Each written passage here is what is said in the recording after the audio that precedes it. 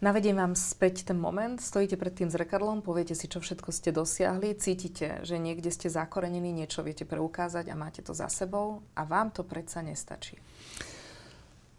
Nestačí. Človek, keď začne pomáhať a zoberiete si to poslanie za ľudí bojovať, nejak im pomôcť, tak si pravda, že človek tú otázku kladie, je to, čo robí, dostačujúce?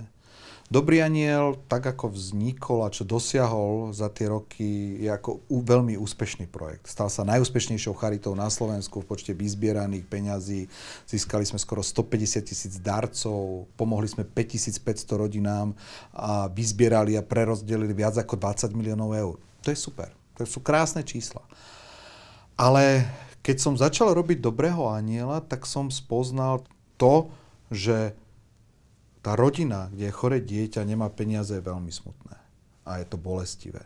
Ale keď vidíte, v akom stave je naše zdravotníctvo, keď sa stretávate s prípadmi, kde zbytočne, absolútne zbytočne zomierajú deti, keď vidíte, v akom to stave je, tak vám to nedá, aby ste nevyskúšali vymyslieť niečo nové. Je super, že tými peniazmi pomôžeme, ale tie rodiny, čo najviac chcú, je, aby to ich dieťa nebolo choré.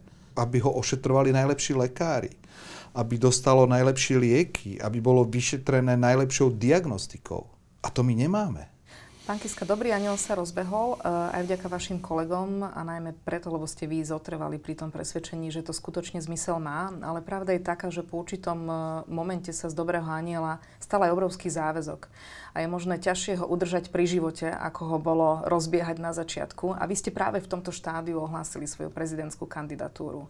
Nebali ste sa toho, že práve vy ako zakladateľ dobrého aniela môžete svojmu vlastnému dieťaťu, svojej vlastnej organizácii vlastne veľmi ublížiť? Zvažoval som, čo sa môže stať. Rozprával som sa s ľuďmi, ktorí stali pri zrode dobrého aniela. Pýtal som sa, čo si myslíte, aké sú ohrozenia, čo sa môže stať. Jediné ohrozenie, ktoré mi jeden priateľ povedal, Andrej, čoho sa ja bojím je, že tvoja konkurencia, keďže poznáme, akú politici hrajú hru, takže oni, keď budú chcieť vyhrať, tak použijú tie svoje bežné zbrane, to znamená, ich bežnou zbraňou je liať vedro špiny na konkurenciu.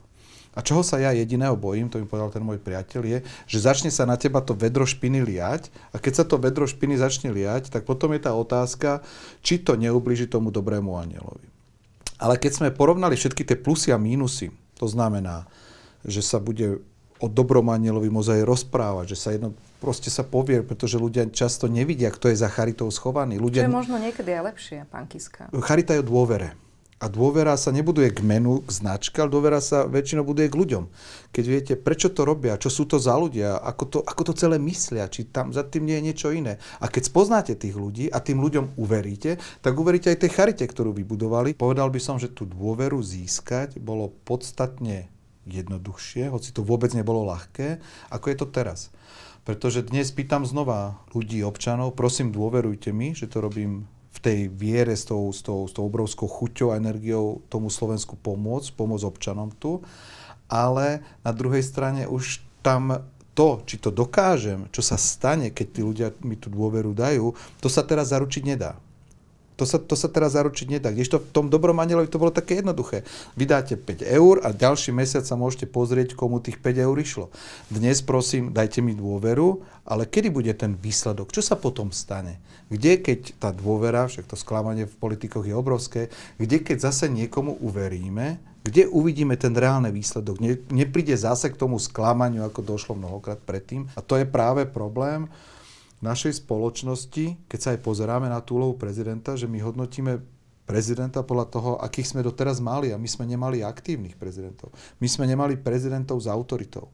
Nemali sme prezidentov, ktorí skutočne dennodenne vstanú s tým, čo môžem pre Slovensko a pre jeho ľudí spraviť.